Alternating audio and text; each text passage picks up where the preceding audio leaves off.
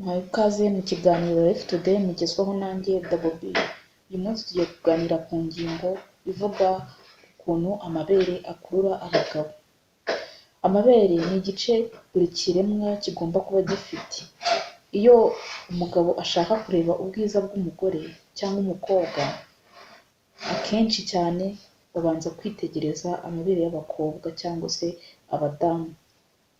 Hari ukuntu ubwonko bubika. Ubwonko, hari umuhanga witwa Ray Young yaravuze ngo umwana uko atamiye imoko y'ibere, hari imisemburo ivugururwa yitwa oxytocin. Iyo misemburo igira uruhare runini mu rukundo ndetse no kwihuza kw'abantu. Iyo misemburo kandi igira akamaro gakomeye cyane ku mwana w'umuhungu, cyane ko n'iyo akuze, yaba akuze cyangwa yaba akiri mutoya, uko abonye ibere ry'umukobwa cyangwa ry'umuhungu bimutera igikundiro. Amabere kandi ashobora kuba uburuhukiro bw'umusore cyangwa ubw'umugabo. Iyo umugabo cyangwa umusore ayaryamyemo aba yumva anezerewe cyane ndetse anyuzwe.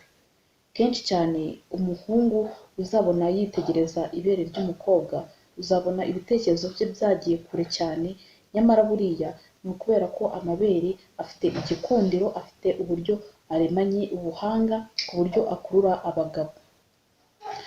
Amabere kandi, amabere y'abakobwa ni igice gishobora kwerekana cyangwa se kwereka mugenzi wawe, yaba umuhungu yaba umukobwa, iyo arikozeho bituma ubona ikimenyetso cy'uko ashobora kuba yaba akeneye imibonano mpuzabitsina.